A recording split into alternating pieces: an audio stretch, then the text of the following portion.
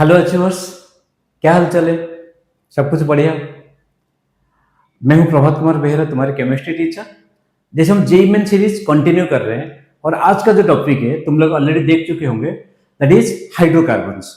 तो हाइड्रोकार्बन में से टोटल 7 क्वेश्चन आए थे। जैसे तो पता है कि ऑर्गेनिक केमिस्ट्री में it is very difficult to say this question is completely और प्योरली फ्रॉम हाइड्रोकार्बन, क्योंकि कहीं ना कहीं उसका इंटरलिंक होता ही है किसी दूसरे टॉपिक के साथ। तो हम हाइड्रोकार्बन के रिलेटेड मेनली जो क्वेश्चन थे उसमें 7 क्वेश्चन थे और 7 क्वेश्चन को तुम्हारे सामने भी डिटेल सॉल्यूशन के साथ डिस्कस करने जा रहे हैं। चलो let's start with the first question. तो फर्स्ट क्वेश्चन क्या दे, देखो, identify A in the following. ठीक है, identify A in the following means reactant पूछा है।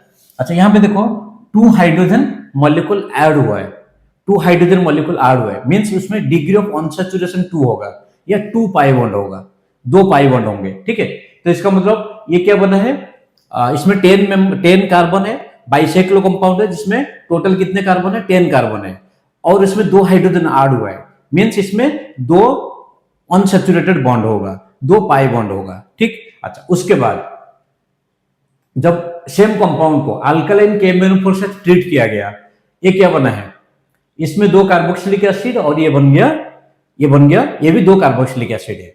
तो आप इसको, ये कंपाउंड को ऐसे जानने के लिए कैसे ले सकते हो, ये प्रोडक्ट बन गया, ठीक, C double bond O OH, C double bond O OH और यहां पे भी OH है, C double bond O, C double bond O OH है। ठीक, तो आप ऐसे ले सकते हो, समझे? तो इसमें कितने कार्बन होंगे, 1 2 3 4 और डबल बॉन्ड यहां पर होगा। तो देखा जाए तो कंपाउंड कौन सी है, ये कंपाउंड आ गया, समझे स्टूडेंट? इसमें 2 डबल बॉन्ड है मींस 2 पाई बॉन्ड है और उसके साथ अगर यहाँ पे अल्कालाइन KMnO4 के साथ ट्रीट करोगे तो क्या बनेगा, COOH, ये भी COOH, फिर ये oxalic acid COH bond COH, oxalic acid बना। तो कंपाउंड क्या है, 3 है और इसी कंपाउंड को आप अगर हाइड्रोजनेशन करोगे, 2 हाइड्रोजन के साथ अगर एडिशन करोगे तो किसमें बनेगा, ये कंपाउंड बन जाएगा। सो this is the compound 3, that is the option 3। चलो next question. The cycloalkane acts on bromination, consumes 1 mole of bromine per mole of X, means जो कंपाउंड साइक्लोअल्कीन है, ठीक है, साइक्लोअल्कीन on bromination consumes 1 mole of bromine per mole of X and gives the product Y in which carbon bromine ratio is 3:1. Carbon bromine ratio is 3:1 means per bromine atom 3 carbon atoms है। तो इसका मतलब carbon atom जितना, bromine atom जितना present होगा, carbon उसके 3 times होगा। तो इसमें क्या दिया है, पर मोल ऑफ ब्रोमीन, ओके, पर mole of bromine means bromine क्या है, दैट इज Br2। ठीक है, Br2, अगर 2 ब्रोमीन है, यहां पे एक ब्रोमीन के रेस्पेक्ट में 3 कार्बन था, अगर 2 ब्रोमीन है तो कार्बन कितना होगा, कार्बन हो जाएगा 6 और ब्रोमीन कितना है, 2 है और हाइड्रोजन, ठीक है। अच्छा, आगे क्या दिया है, the percentage of bromine in the product. तो यहाँ पे कार्बन 6 मींस यहाँ पे कितना होना चाहिए था, 14 होना चाहिए था, तो यहाँ पे ऑलरेडी ब्रोमीन 2 है, so that is 12, bromine 2 means 12। अच्छा, अब इसमें बताओ, इसमें क्या पूछा है, what is the percentage of bromine in the product. तो percentage of bromine that is mass of bromine divided by mass of compound into 100। ठीक, तो कितने ब्रोमीन है, 2 है, तो एक ब्रोमीन का मास कितना होता है, 80 डिवाइडेड बाय, ये हो गया 160 प्लस कार्बन कितना है, 12 6 जा 72 प्लस 12 इनटू 100। इसको सॉल्व करने के बाद ये कितना आ रहा है, 66%। Okay, after solving it is coming as 66%. समझ है? So what is the mass of percent of bromine in the compound, that is 66%. ये समझ है? अच्छा, तो अब चलो नेक्स्ट क्वेश्चन। तो यहां पे दिया है कंसीडर द फॉलोइंग रिएक्शन। ये डाइब्रोमो कंपाउंड दिया है NaNH2। NaNH2 एक बेस है जो कि स्ट्रॉन्ग बेस है। NaOH के कंपैरिजन में KOH के कंपैरिजन में स्ट्रॉन्ग बेस है। तो स्ट्रॉन्ग बेस मींस इसमें क्या होगा, फर्स्ट आप अगर इसमें ध्यान से देखोगे ये कंपाउंड है ब्रोमीन, ठीक। तो एक ब्रोमीन अगर इसमें रिमूव होगा तो कंपाउंड क्या बनेगा, एक ब्रोमीन है डबल बॉन्ड, और एक ब्रोमीन अगर रिमूव होगा तो क्या बन गया, ये triple bond. So that is X। ये जो कंपाउंड है दिस इज X। उसके साथ NaNH2 ये भी एक बेस है, तो इट कंटेन्स टर्मिनल हाइड्रोजन जो है that is acidic nature. So NaNH2 तो ये बन जाएगा Na प्लस ये माइनस, ठीक है। तो बीटा एलाइड बन गया। तो उसके साथ अगर हाइड्रोअल्केन आप ट्रीट करोगे, हाइड्रोअल्केन ट्रीट करोगे तो इसमें कंपाउंड क्या बनेगा, ये बन गया और ये कंपाउंड बन गया, ठीक है। ये कंपाउंड बन गया। अब बताओ इसमें ये कंपाउंड का नाम क्या है। 1 2 3 4 5 6 that means 2 methyl hex 3YNE, 2 methyl hex 3YNE। So this is the product. समझ है स्टूडेंट। ये कौन सी चैप्टर से, अल्काइन चैप्टर से। फर्स्ट देखो, फर्स्ट क्वेश्चन था अल्केन, सेकंड क्वेश्चन था अल्किन, और अल्केन है अल्किन बोल सकते हो फर्स्ट क्वेश्चन, और थर्ड क्वेश्चन अल्काइन से। अब देखते हैं फोर्थ क्वेश्चन। ये भी अल्काइन है, But2YNE on hydrogen, okay, and hydrogen 1 mole each are separately treated with palladium and C means partially deactivated charcoal। याद होगा partially deactivated charcoal NCERT का ही है।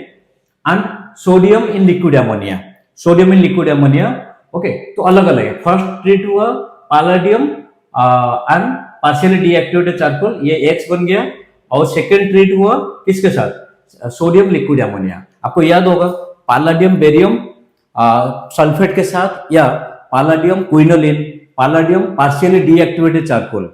सो all are going to give, ध्यान से सुनो, all are going to give the cis alkyne as the product. उसका नाम क्या है, लिंडलर कैटलिस्ट, ठीक है। तो But2YNE तो ये बन गया सीस अल्किन। थोड़ा सा इसको करेक्शन कर लो, ये बन गया सीस अल्किन, ठीक। Cis But2YNE that is X। Y क्या है, ट्रांस, इसको क्या बोलते हैं, बोर्स रिडक्शन, सोडियम लिक्विड अमोनिया, ये ट्रांस अल्किन बन गया, ट्रांस अल्किन बन गया। उसके आगे देखो, identify the incorrect statement. X and Y are stereo isomers, geometrical isomer का स्टीरियो आइसोमर बोल सकते हो, trans and cis are stereo isomers. ये स्टेटमेंट क्या है, ये स्टेटमेंट सही है, बट इनकरेक्ट पूछा है। ध्यान से देखो, क्या पूछा है, इनकरेक्ट पूछा है। Dipole moment of X is 0, X means that is cis. Dipole moment cis का 0 नहीं होता, ट्रांस का 0 होता है, ठीक है। ये गलत हो गया, ट्रांस का 0 होता है या ट्रांस का कम होता है। यहां पे तो 0 होगा, बट कई बार 0 नहीं होता, बट हमेशा almost in most of the cases cis isomer has more dipole moment than trans isomer. Boiling point of X is higher, बिल्कुल सही है, क्योंकि X का डाइपोल मोमेंट ज्यादा है। तो डाइपोल मोमेंट अगर ज्यादा है तो स्ट्रॉन्ग डाइपोल डाइपोल इंटरेक्शन होगा।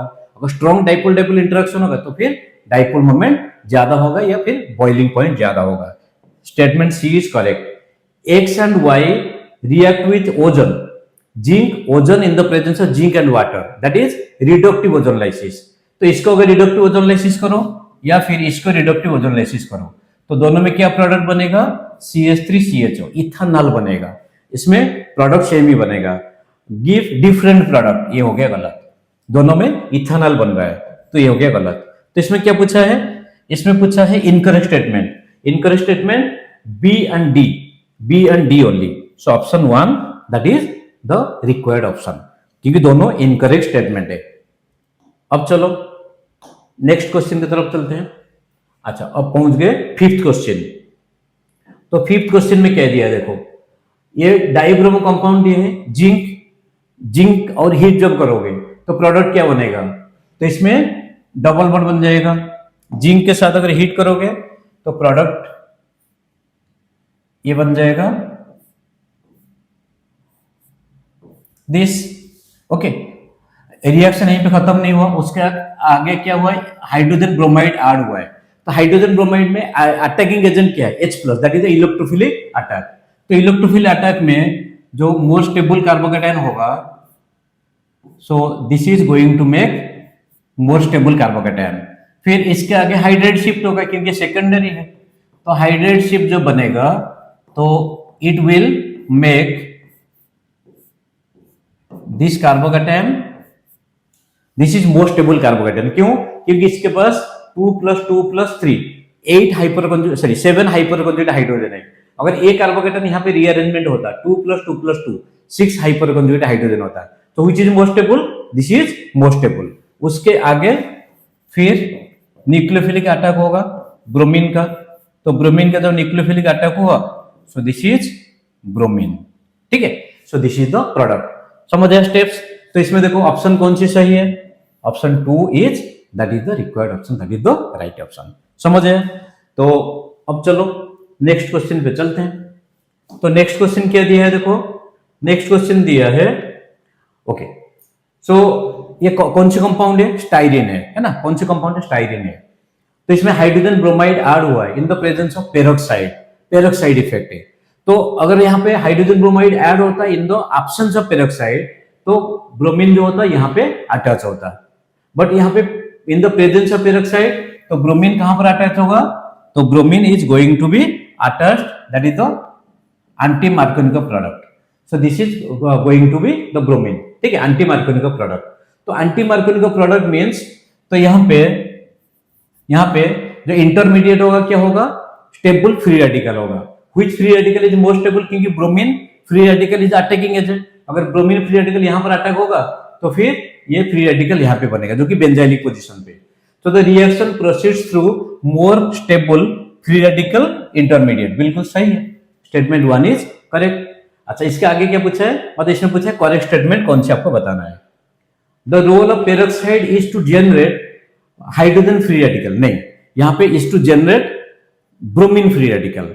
जैसे पेरोक्साइड मान लो ये हो गया आपका PHC++O this plus hydrogen bromide, तो इसमें PHC++O OH plus bromine free radical.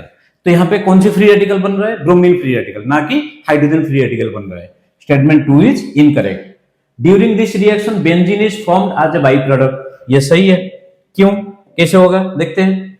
तो ये बन गया फ्री रेडिकल, ये फिर यहाँ पे होमोलिटिक क्लीवेज होगा। जो होमोलिटिक क्लीवेज होगा, phenyl free radical plus CO2। तो फिनाइल फ्री रेडिकल जब यहाँ पे किसके साथ रिएक्ट करेगा, हाइड्रोजन ब्रोमाइड साथ रिएक्ट करेगा तो बेंजीन बनाएगा। बट ये जो प्रोडक्ट है, जो बेंजीन बन रहा है, that is not the major product, that is the minor product. तो यहाँ पे क्या दिया है, during this reaction benzene is formed as a by product, minor product, बिल्कुल सही है। 1 ब्रोमो 2 फिनाइल इथेन, 1 ब्रोमो यहाँ पे ब्रोमीन होगा, 2 फिनाइल सॉरी ब्रोमीन 1 ब्रोमो बोला है, तो ब्रोमीन जो होगा, ब्रोमीन कहां पर अटैच होगा, ये वाला। ठीक है, 1 bromo 2 phenyl ethane, ethane is formed as the minor product, नहीं ये तो मेजर प्रोडक्ट है, ये मेजर प्रोडक्ट है, माइनर प्रोडक्ट नहीं। तो ये हो गया statement D, that is incorrect. The same reaction in the absence of peroxide proceeds via carbocation intermediate, बिल्कुल सही है, क्योंकि वहां पे अटैकिंग एजेंट, यहाँ पे अटैकिंग एजेंट क्या, ब्रोमीन फ्री रेडिकल, और वहां पर अटैकिंग एजेंट क्या होगा, hydrogen plus H+ attacking agent होगा। तो फिर यहां पे ब्रोमीन होगा मेजर प्रोडक्ट। तो यहां पे क्या दिया है, the same reaction in the absence of peroxide proceeds via carbocation intermediate, ये बिल्कुल सही है। तो statement A, C and E, statement A, C and E are correct. तो ऑप्शन कौन सी, option 3, A, C, E and only, that is the correct option. समझे students? अब चलो पहुंच गए लास्ट क्वेश्चन। जैसे होता है ना, हमेशा क्या होता है, लास्ट की तरफ सबका इंतजार होता है, देखा जाता है लास्ट क्वेश्चन क्या है, और रियली यहाँ पे लास्ट क्वेश्चन अच्छा क्वेश्चन था। चलो देखते हैं लास्ट क्वेश्चन क्या दिया है। Given below are 2 statement for the following reaction sequence. Okay, compound X molecular formula C3, compound X का मॉलिक्यूलर फॉर्मूला क्या है, C3H6Cl2। Okay, that mean 2 chlorine है, एक्सेस ऑफ NaNH2, तो अगर 2 क्लोरीन है कंपाउंड Y बनेगा। कंपाउंड Y जब dilute H2SO4 और Hg2+, याद आया कौन सी रिएजेंट है, डाइल्यूट H2SO4 और Hg2+ और HgSO4 Hg2+, और इसको मर्क्यूरिक सल्फेट बोलते हैं, तो इसमें कंपाउंड Z बन रहा है। ये कौन सी रिएक्शन याद करो, दैट इज SS, याद है, बिल्कुल सही है, that is the hydration of alkyl. तो 3 कार्बन है, 3 कार्बन मतलब यहां से समझ आ गया access of NaNH2 means 3 carbon में जो अल्काइन बनेगा एक ही तो ऑप्शन है, 3 कार्बाइन में जो अल्काइन बनेगा एक ही तो ऑप्शन है, प्रोपाइन होगा, उसके अलावा कुछ ऑप्शन है ही नहीं, तो प्रोपाइन बन गया। तो प्रोपाइन को डाइल्यूट H2SO4 एंड HgSO4 साथ अगर करोगे, रिएक्ट करोगे, दैट विल गिव प्रोपानॉन और एसीटोन, दैट विल गिव प्रोपानॉन और एसीटोन, इसमें कोई भी डाउट नहीं है। और उसको अगर रेड हॉट आयरन ट्यूब के साथ ट्रीट करोगे, याद करो, alkyne will undergo cyclic polymerisation, alkyl will undergo cyclic polymerisation. तो अगर इथाइन होता तो इथाइन में साइक्लिक पॉलीमराइजेशन प्रोडक्ट क्या बनता, इथाइन में साइक्लिक पॉलीमराइजेशन प्रोडक्ट बनता बेंजीन, बट यहाँ पे क्या है, प्रोपाइन है, प्रोपाइन में साइक्लिक पॉलीमराइजेशन का प्रोडक्ट क्या होगा, क्योंकि एक कार्बन ज्यादा है, जब एक कार्बन ज्यादा है तो ये बनेगा, समझे। इसमें क्या बनेगा, 135 tri methyl benzene, 135 tri methyl benzene, ठीक है। अच्छा, तो ये प्रोडक्ट क्या बना, 135 ट्राई मिथाइल बेंजीन, ये बन गया। अच्छा, तो मॉलिक्यूलर फार्मूला C9H2N सामने है, ये दोनों समझ आया। फर्स्ट प्रोडक्ट बना that is acetone, second product 135 tri methyl benzene. आगे दिया स्टेटमेंट 1 एंड स्टेटमेंट 2। तो स्टेटमेंट 1 क्या दिया, देखो स्टेटमेंट 1 दिया है, compound Z will give yellow precipitate with sodium hypoiodide NaOI। तो NaOI कैसे बनता है, so that is formed as a result of NaOH plus I2। ये कौन सी रिएजेंट है, आयोडोफॉर्म। आपको याद होगा स्टार्टिंग में मैंने बोला था, it is very difficult to distinguish कि कोई एक क्वेश्चन प्योरली एक चैप्टर से है, क्योंकि ऑर्गेनिक में हमेशा होता है रिएक्शन जो होते हैं वो इंटरमिक्स होते हैं, समझ आया। So NaOH and I2 that will give NaOI, so that is iodoform test. बिल्कुल ये आयोडोफॉर्म टेस्ट देगा एसीटोन, क्योंकि इसमें एक्टिव मिथाइल ग्रुप है, दो एक्टिव मिथाइल ग्रुप है, तो कोई भी methyl ketone can give iodoform test. और एल्डिहाइड में क्या होता है, ओनली इथेनॉल और acetaldehyde can give iodoform test, because iodoform test के लिए रिक्वायरमेंट क्या है, एक्टिव मिथाइल ग्रुप होना चाहिए। बिल्कुल इसमें एक्टिव मिथाइल ग्रुप है, तो इसका मतलब स्टेटमेंट 1 क्या हो गया, सही। स्टेटमेंट 2, कंपाउंड Q, ये जो कंपाउंड है, has 2 different types of hydrogen. तो इसमें जो हाइड्रोजन है, एक तो ये हाइड्रोजन है CH3, एक हाइड्रोजन है, और एक यहां पर एक हाइड्रोजन होगा, हर कोई ये तीनों कार्बन पे हाइड्रोजन होगा, और ये CH3 है, तो ये भी एक हाइड्रोजन है। और बाकी ये जो कार्बन जहां पे मिथाइल ग्रुप अटैच है वहां पे कोई हाइड्रोजन है ही नहीं, तो इसका मतलब यहाँ पे कितने टाइप का हाइड्रोजन रहा, यहाँ पे 2 डिफरेंट टाइप के हाइड्रोजन रहा। सामने तुम्हारा स्ट्रक्चर है, बिल्कुल ये सही है। तो statement 1 is correct, statement 2 is correct. तो statement 1, both statement 1 and 2 are true. Option 3 that is the correct option, both statements 1 and 2 are true, that is the right answer.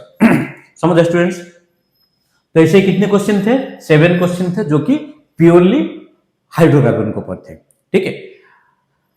ऐसे ही आगे हम जो वीडियो बनाने वाले हैं उसमें आगे जो बाकी जो चैप्टर है वो हम कवर करने वाले हैं।